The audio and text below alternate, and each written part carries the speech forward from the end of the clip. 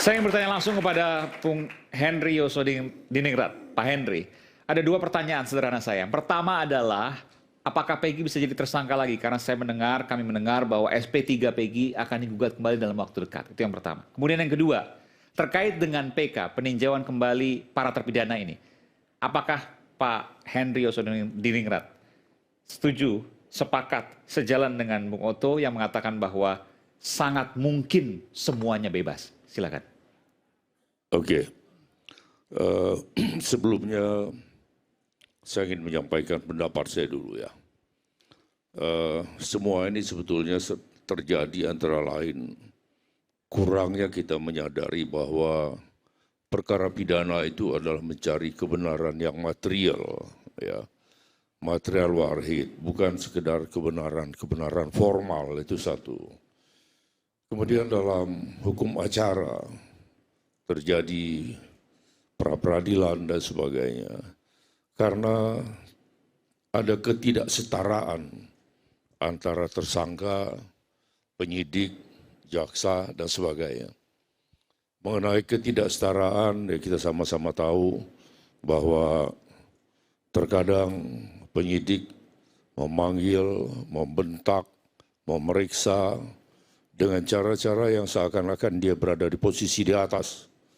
Tersangka sudah diposisikan atau dipandang sebagai seorang yang bersalah. Itu satu penyebab.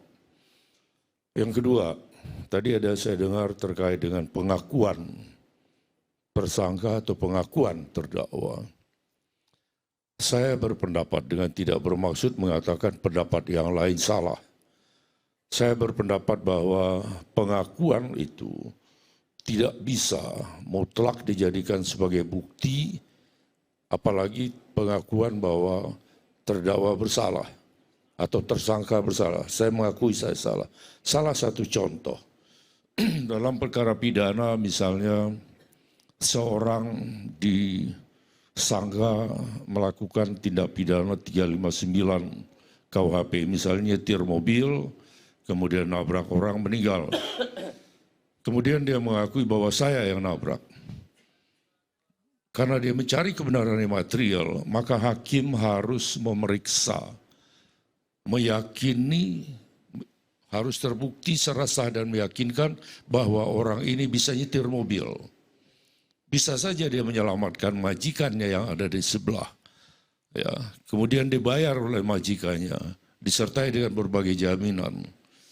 Maka di sini akan terjadi peradilan yang sesat, yaitu dihukumnya orang yang tidak bersalah karena pengakuan, ya, yang ditelan bulat-bulat oleh penyidik, jaksa, dan hakim. Dia mengakui bersalah. Dalam hal terjadi peradilan yang sesat, artinya dihukumnya seorang yang tidak bersalah. Padahal dihukumnya seorang yang tidak bersalah merupakan urusan dari semua orang yang berpikir. Oke, ini sekedar pengantar. Kembali ke apakah Peggy bisa ditetapkan lagi sebagai tersangka? Bisa. Sejauh memang penyidik menemukan bukti baru. Bukan dari gugatan SP3 kembali? Bukan. Okay. Jadi penyidik harus mengeluarkan sprindik baru. Sebentar, jadi kalau seandainya nanti ada gugatan baru SP3 terhadap Peggy, maka kecil kemungkinan itu akan dikabulkan oleh hakim. Ulangi, gugatan SP3. Jadi misalnya SP3 kan sekarang sudah keluar. SP3 itu kan bisa digugat lagi, Pak Henry? Bukan SP3 digugat lagi. Artinya di pra-peradilankan lagi maksud saya. Diajukan pra-peradilan tentang sah atau tidak penghentian penyidikan. Betul. Bagi pihak yang berkepentingan di sini bisa mengajukan pra-peradilan tentang sah atau tidaknya penghentian penyidikan. Tapi penghentian penyidikan dalam hal ini berdasarkan putusan yang sudah punya kekuatan hukum tetap. Berbeda. Dalam kasus ini tidak bisa. Tidak bisa? Tidak bisa. Jadi ketika SP3 digugat kembali melalui pra-peradilan, SP3 berdasarkan putusan pra-peradilan kan. Iya, betul. Artinya pengadilan dalam perkara pra-peradilan memerintahkan pada penyidik untuk menghentikan penyidikan dalam perkara ini. Nah, itu tidak bisa digugat pra-peradilan. Baik. Jadi pra-peradilan di pra-peradilankan kembali, nggak akan bisa. Itu tidak boleh. Baik. Ya.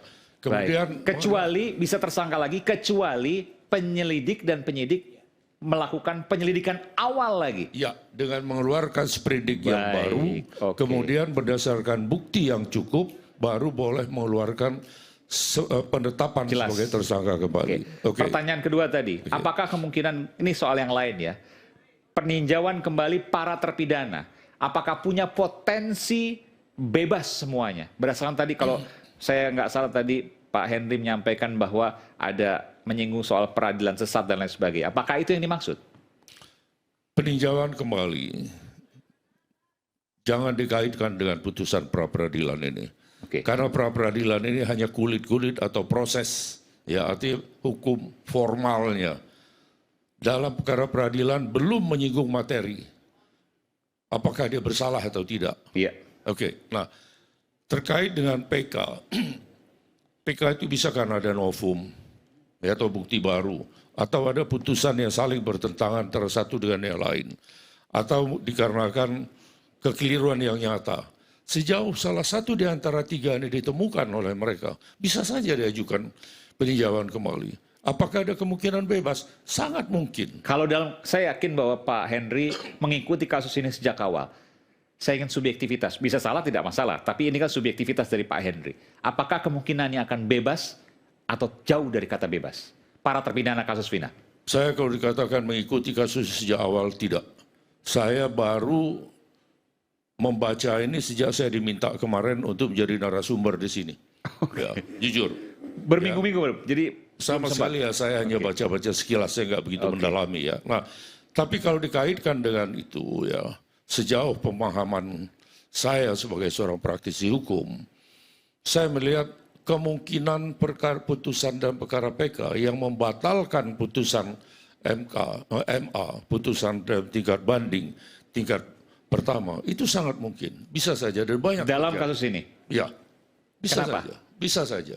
Apa yang membuat Pak Henry yakin mengatakan itu? Saya nggak mengatakan yakin, bisa saja saya katakan. Bisa. Apa yang mendasari kalau itu? Pertanyaan saya. Hukum formalnya, alasannya. Mereka menemukan adanya bukti baru misalnya. Atau mereka melihat ada putusan yang saling bertentangan antara satu dengan yang lain. Baik. Atau mereka melihat ada kekeliruan yang nyata dalam cara berpikirnya hakim dalam menerapkan hukum. Baik. Itu. Luar biasa ini. Saya tadi sempat di break ya, sempat di jeda itu ada data baru. Saya nggak bilang bukti baru atau novum ya, tapi data baru yang ditunjukkan oleh Pak Oto. Pak Oto boleh tunjukkan, nanti saya akan minta tunjukkan. Tadi sudah dikirimkan ke produser. Kita tunjukkan visual yang kemudian nanti. Nah ini apa ini Pak Oto? Baik, jadi saya katakan dari awal belum pernah diungkapkan. Saya sendiri terus terang aja kan seperti Henry juga, tim saya memang sudah mendalami kasus ini, tapi saya sendiri juga baru tadi mulai membaca-baca dan barusan ada tim dari saya itu mengirimkan gambar ini kepada barusan saya. Barusan saya dikirim ini. Eksklusif kan? Ini. Nah, gambar ini menurut ceritanya adalah ini adalah satu baut yang ada di jembatan yang terdapat di ini di PJU ini ya. PJU ini. Penerangan jalan umum. Yang didapat dan katanya di dalam putusan juga ada ini ditemukan polisi katanya. Dan disebutkan di sini adalah daging. Ditemukan ada bekas daging di sini. Ini saya harus konfirmasi sekali lagi ya, tapi itu keterangannya. Nah, artinya kalau itu adalah daging, itu berarti peristiwa kecelakaan akan mungkin terjadi di sana. Mungkin saya katakan. Ini di jembatan ya? Jembatan. Kalau mayat itu dibawa dari tempat pembunuhan, diletakkan di jembatan, maka tidak akan mungkin ada barang ini. Ya kan? Kalau mayat dibawa dari tempat lain, diletakkan di jembatan, otomatis nggak ada barang ini. Nah, tapi penyidik pada waktu itu katanya, ya menemukan ini. Nah, kenapa nggak dieksplor ini? Dari mana, daging siapa ini? Sebenarnya kan pada waktu itu kan bisa dites ini. Daging ini DNA siapa ini? Tes DNA, betul. Dan kemudian kenapa ada daging ini? Nah, dan itu katanya ada dalam putusan juga gitu. Saya perlu lihat gitu loh.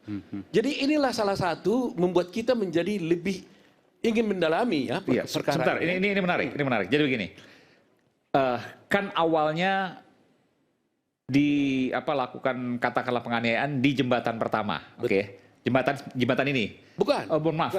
Apa namanya? Mereka lewat dari jembatan mereka dulu, lewat, lalu baru kemudian dianiaya di tempat di belakang showroom. Di belakang kemudian showroom setelah itu mayatnya dibawa ke jembatan untuk diletakkan supaya katanya seakan-akan itu mayat kecelakaan. Oke. Jadi tidak ada penganiayaan sama sekali di jembatan. Tidak ada. Tapi kemudian ada baut ini di PJU ini. Dan ditemukan tidak ada daging di sini. Nah itu berarti kemungkinannya terjadinya itu adalah mungkin mereka jatuh di sana atau ada kemungkinan labor klien di sana atau tidak, polisi katanya. Ya kan, ini dikirim pada saya. Nanti akan saya baca lebih detail lagi. Nah, ya. Ini legokan ya. Ini legokan ya. Legokan, tahu gimana? Mungkin baut kali ini, baut ini. Intinya baut lah ini. Baut mungkin ada yang tertajam di sini ya. Kata kuncinya adalah ada daging di sini. Ya. Bagian daging. Ada bagian daging di sini.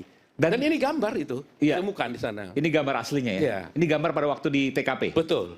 Oke. Ini belum pernah ada. Jadi ada daging. Kalau penganiayaan dilakukan di tempat yang jauh, kenapa ada daging di sini? Kenapa ada daging di sini? Itu pertanyaan besar. Padahal kalau mau daging tersebut, mohon maaf ya, daging ataupun darah ada di belakang showroom tadi. Iya, di situ. Dan sepengetahuan saya di belakang showroom tidak ada darah. Tidak ada darah di sana. Justru adanya di sini. Adanya di sini. Padahal tempat penganiayaan di sana. Di sana. Kan ini persoalannya kan. Nah inilah ya terus terang aja saya akhirnya dengan saya baca tadi saya ingin tertarik lagi untuk mendalami ini karena beberapa waktu ini saya agak sibuk dengan kasus untuk buat PK Jessica yang saya masukkan minggu depan.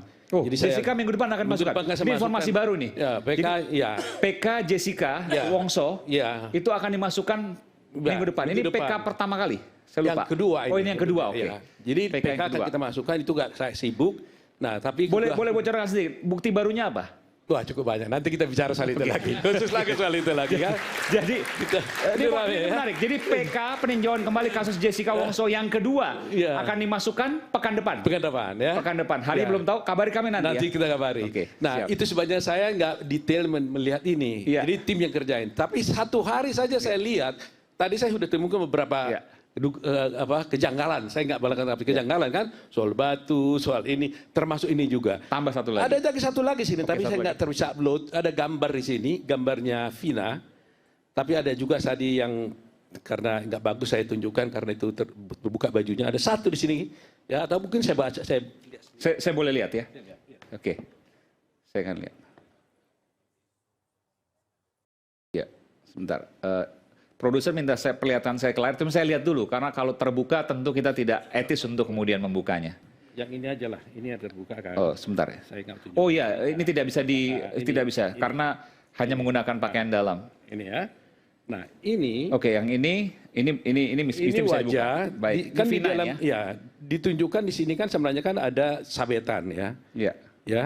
Sabetan di dalam dakwaan itu ada sabetan, tapi kita lihat ini nggak ada sabetan nih. Sebentar, saya zoom sedikit.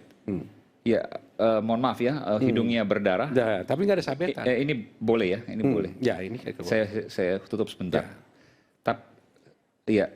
Tapi ada darah, jadi tidak bisa kami tampilkan. Tapi bukan sabetan. Di dalam dakwaan itu, dalam putusan. Tapi hanya saya gambarkan sedikit ya. Jadi ada berdarah di bagian hidung dan berdarah di bagian pipi kanan. Tapi tidak ada memang luka sabetan. Padahal di dalam dakwaan dan putusan ada sabetan ya. Oh ini lagi otopsi? Ya, otopsi. Ya, habis kecelakaan. Oh habis kecelakaan, tidak ada pendarahan akibat perkosaan itu dugaannya ya? Dugaannya. Baik. Banyak lagi yang kita cari. Namanya kita lawyer kan harus investigatif gitu ya, cari bukti-bukti. Pak Oto lengkap juga foto-fotonya itu? Ya mudah-mudahan. Dan ini berwarna, jelas. Dan ini masuk nanti dikumpulkan, apakah jadi pertimbangan novum atau tidak di kasus ini? Kita akan juga minta kepada polisian untuk bisa mengeksplor lebih lanjut kalau sesungguhnya mereka bekerja sama. Karena kan sebenarnya kan kita nggak berlawanan dengan polisi, kita kan mencari kebenaran material, ya kan? Jadi sebenarnya dengan informasi yang kami sampaikan tadi itu, mereka harus lebih dalam lagi menceritakan ini. Dan saya janji akan banyak yang saya temukan nanti ini, saya yakin. Satu hari saya sudah temukan banyak hal.